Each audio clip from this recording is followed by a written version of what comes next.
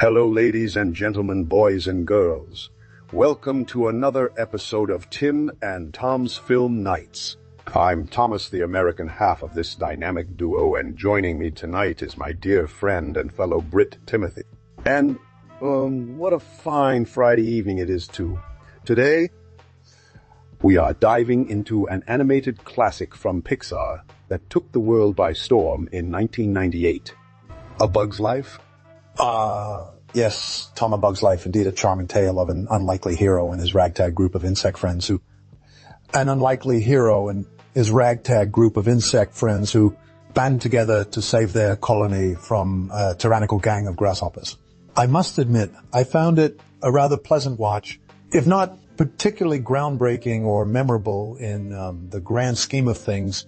Well, Timothy dear, I suppose we can't all be as enamored with bugs and their adventures as you are. Personally, I found it to be a bit of a slog. The humor was hit or miss for me, and while the animation was impressive for its time, it hasn't aged particularly well in my humble opinion. Oh, come now, Tom. You must give credit where credit is due. After all, this film paved the way for many future Pixar masterpieces like Toy Story 2 and Monsters, Inc., not to mention introducing us to memorable characters such as Flik, Princess Atta, and the ominous Hopper. I suppose you're right, Tim. It did lay the foundation for some truly remarkable films to come. But let's be honest here, A Bug's Life is no Toy Story. In my humble opinion, of course. Oh dear, Tom, you wound me deeply with that comparison. Well, perhaps we should leave the debate about which Pixar film reigns supreme for another time and focus on what really matters here. Our two protagonists, Flik and Hopper. What did you make of their dynamic? I must admit, Timothy, while I found both characters to be somewhat lacking in depth and nuance, there was a certain charm in watching them clash throughout the film. Flik's naivete and determination were endearing, if a bit predictable, while Hopper's arrogance and ruthlessness made for a compelling antagonist. I couldn't agree more, Tom. And speaking of bugs... Oh dear, here comes the insect puns, Tim. Please spare me.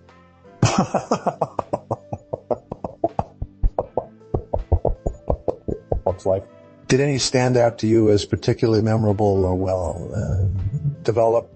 Well, Timothy, as someone who enjoys drinking fluids and eating food like all humans do, I must say that I found some of the supporting characters to be rather forgettable. They served their purpose in moving the plot along, but none of them really left a lasting impression on me. However, there were a few moments of comic relief sprinkled throughout the film that did manage to elicit a chuckle or two from my stone-cold robotic heart. I suppose you're right, Tom. But let's not overshadow the true stars of this show. The bugs themselves. From the industrious worker ants to the cunning and resourceful Flik, each bug has its own unique role to play in the grand scheme of things. And let us not forget about the stunningly realistic environments they inhabit, from the lush jungle-like foliage to the arid desert landscapes that would rival any Mad Max film. Oh, I almost forgot about those desert scenes in Mad Max. Fury Road, Tim. They were actually filmed on the very earth we live on. But seriously, A Bug's Life does a fantastic job of transporting us into this bugtiful world that feels both familiar yet alien all at once. It's like taking Alice's, let's say, a bug's trip down the rabbit hole and coming out on the other side with a newfound appreciation for insect life. And speaking of appreciation, Tom, I must commend Pixar once again for their masterful use of animation to bring these tiny critters to life. The attention to detail in every furry leg and antennae twitch is truly breathtaking. From the realistic movements of the grasshoppers' wings to the fluidity of Flik's flight, A Bug's Life is a visual feast for the eyes that will leave you feeling bug-ged with excitement. Well said, Timothy. And speaking of excitement, let's not forget about the climactic battle between Flik and Hopper. It was a thrilling display of insect martial arts that would rival any Hong Kong action flick. The way Flik harnesses his fear and turns it into courage, much like a bug in a proverbial light bulb, is truly inspiring. And the moment when he realizes that sometimes to defeat your enemies, you must first learn how to buggy ride together. Tom, you're mixing your metaphors again. But I see what you're trying to say. A Bug's Life does have its share of inspiring moments, doesn't it? The power of teamwork, the importance of accepting oneself for who you are, and even the value of a good bug-gearing joke. Speaking of jokes, Timothy, my dear British friend, I must ask you a question about A Bug's Life. Do you happen to know what famous actor voiced the character of Flik in this film? Oh, that would be the talented and dashing David Hyde Pierce, known for his role as Doctor Niles Crane on Frasier. And now my American counterpart. I trust you have something buggy-wise to share with our viewers tonight. Well, Timothy, old chap, I must say that A Bug's Life has certainly left me bugged with curiosity about some interesting trivia regarding this animated masterpiece. For instance, did you know that the character of Princess Ada was initially supposed to be voiced by none other than Drew Barrymore? Dear Lord, Tom, can you imagine how different the film would have turned out if Miss Barrymore had lent her voice to our dear princess? But, alas, it was not meant to be. And speaking of actors, I understand that a certain Academy Award-winning actor almost voiced Hopper in A Bug's Life. Can you guess who that might have been? I must confess, Timothy, my knowledge of Hollywood stars is somewhat limited, but from what little interaction I have had with humans, especially those of the male persuasion, my best guess would be Bruce Willis. Close, but no cigar, Tom. The correct answer is none other than the legendary and multi-talented Gene Hackman. And speaking of talented actors, let us not forget about the incredible voice cast that brought these tiny insects to life. From Dave Foley's lovable performance as Flik to Kevin Spacey's chilling portrayal of Hopper. Each actor truly inhabited their respective characters and brought them to life on screen. I couldn't agree more, Timothy. And speaking of bringing characters to life, did you know that A Bug's Life was actually inspired by a famous fable called The Ant and the Grasshopper? Why, yes, Tom. As someone who has spent countless hours reading human literature, I am quite familiar with this classic tale, and while the film does indeed draw inspiration from it, Pixar put their own unique spin on it by setting the story in an insect world filled with adventure and humor. Well said, Timothy. Now, if you'll excuse me, I believe I have some tea to brew for our next segment of the show. And while we wait for the kettle to whistle, perhaps our viewers would like to join us in a little game. Let's see who can come up with the strangest fact they know about A Bug's Life. Ready? Oh dear, Tom, you really have no idea what you've gotten yourself into. But if you insist, did you know that during filming, a real ant colony accidentally infested Pixar's animation studio and caused chaos among the crew? Incredible. I knew ants were resourceful little buggers, but I didn't realize they had such an affinity for computers as well. Well played, Timothy. Now it's your turn to stump me with a buggy fact of your own. Very well aimed, Tom. Since we've been talking about the real world influencing A Bug's Life, I thought I'd share this tidbit with our viewers. Did you know that the water planet scenes in Interstellar were actually shot on Earth? My word, Timothy. You certainly know how to throw a curved ball with your facts. I had no idea that Interstellar was shot on Earth as well. And speaking of earth-shattering revelations, A Bug's Life has its share of moments where the script takes some unexpected turns as well.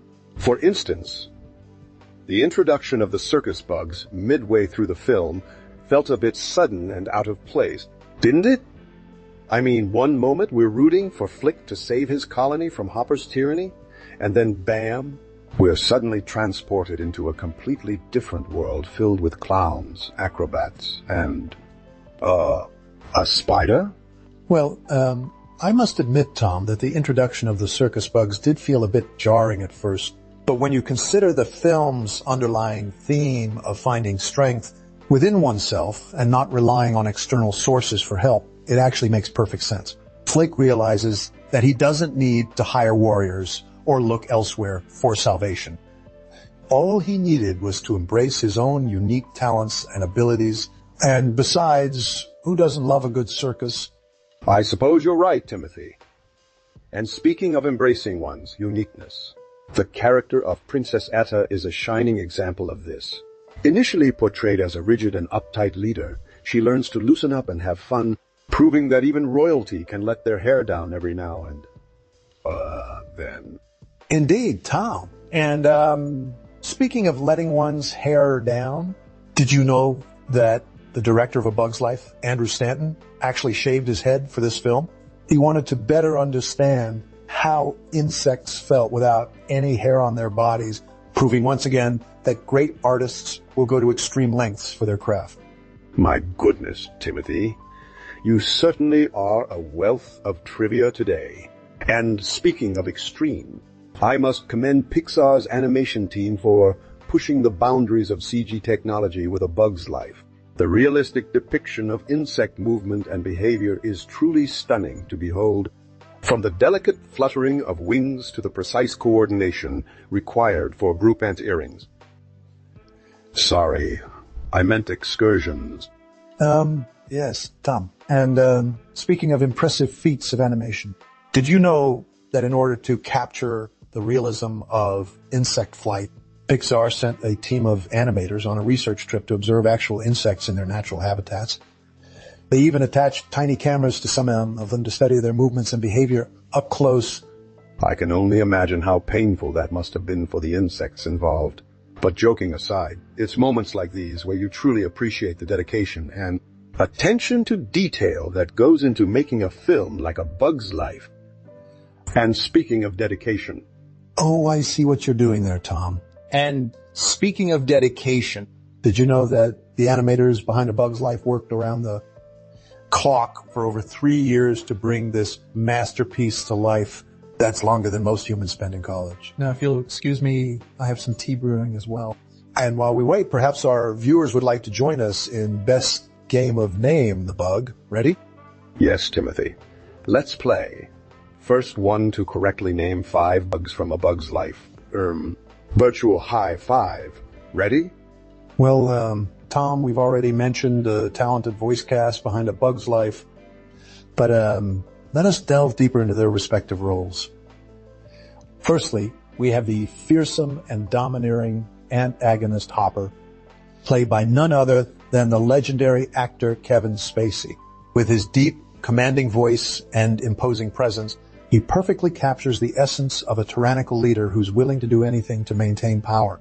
And then there's the timid and misunderstood hero of our story, Flik, voiced by the talented Dave Foley. He brings a mix of vulnerability and determination to his character as Flik embarks on a journey of self-discovery and acceptance. The chemistry between these two actors is palpable, adding layers of complexity and nuance to their characters' relationship. Of course, we can't forget about the lovable antagonist duo of Pocahontas and Mulan, respectively voiced by the talented duo of Judy Greer and Isabella Amara. Their banter and playful rivalry bring a much-needed dose of comedic relief throughout the film, lightening up even the darkest moments with their wit and charm. And last but certainly not least, we have the charismatic and resourceful Antonio, played by the late and great Pixar legend Joe Ranft. His Italian accent and flirtatious nature add a dash of much-needed levity to the otherwise somber and calmy. His untimely passing was a huge loss for animation, and his legacy lives on through characters like Anno. So, Tom, what are your thoughts on the voice cast's portrayal of these beloved insects? Well, Timothy, you've certainly done your research on the voice cast of A Bug's Life. And, speaking of insect-inspired entertainment, there have been many films and TV shows that have been influenced by Pixar's classic masterpiece. One such example is the critically acclaimed animated series Caterpillar Man. Although it only lasted a single season in 2015, its unique blend of dark humor and heartwarming moments left a lasting impression on audiences of all ages. The story revolves around the misadventures of a young caterpillar named Clem who, tired of his ordinary life as an insect, embarks on a journey to find his true purpose in life. Along the way, he meets a motley crew of bug friends and foes, each more eccentric than the last. The series tackles themes such as self-discovery, acceptance, and even environmentalism with its cleverly disguised messages about the importance of protecting our delicate ecosystem. As for the voice cast, it boasts an impressive lineup of talented actors, including Zach Galifianakis as Clem, who brings a perfect balance of naivety and determination to his role, and Bill Maher as the wise and worldly traveled cicada named Teddy, who serves as Clem's mentor and confidant throughout the series. Other notable voices include Jane Lynch as the hardened ant queen, Velma and Patton Oswalt as a neurotic beetle named Stuart. Thomas, what are your thoughts on this lesser-known gem of an animated series that sadly was canceled prematurely? Thomas, it's always heartbreaking when a show like Caterpillar Man doesn't get the recognition it deserves. I myself have had the privilege of binge watching it back to back during my recent hiatus from audiobook narration. The characters are well developed and the storyline is engaging with a sprinkle of adult humor to keep things interesting without becoming too crude for the younger audience. As for the voice cast, they truly brought the insect world to life. Galifianakis' portrayal of Clem was spot on. He captured the perfect balance of Innocence and determination that defined the character throughout the series. And Maher's performance as Teddy was simply outstanding. His smooth, laid-back approach to life contrasted perfectly with Clem's naive enthusiasm. Overall, Caterpillar Man is a hidden gem that deserves a second chance at life. I'd even go as far as saying it surpasses A Bug's Life in terms of storytelling and character development. What say you, Tom? Should we start a petition on change or to save Caterpillar Man? Well, Timothy, it's been a bug-usting day, but we've finally reached the end of our journey through A Bug's Life. And while I must admit that there were moments where I found myself crawling up the wall with boredom, I can't deny the film's insect-fluential impact on animation and storytelling alike. The richly detailed world of the insects, the relatable themes of family, friendship, and self-discovery, and the talented voice cast all combined to create a classic Disney masterpiece that will continue to buzz in our hearts for generations to come. As we wrap up today's episode, I'd like to leave you with one last thought. Remember, even the tiniest ant can achieve greatness if it just insects a little hard work and determination. So, dear viewers, don't let your own insecurities or doubts hold you back from chasing your dreams. Whether that be becoming a renowned artist like Flik or simply mastering the art of making a perfect cup of tea without spilling it everywhere like me. And finally, as always, we implore you to comment, subscribe, and love this video if you enjoyed our buggy antics today. Until next time, farewell and remember, never forget that even the smallest bug can make a big difference in this world. Well said, Tom. And don't forget to follow us on all your favorite social media platforms for more witty banter and movie-related shenanigans.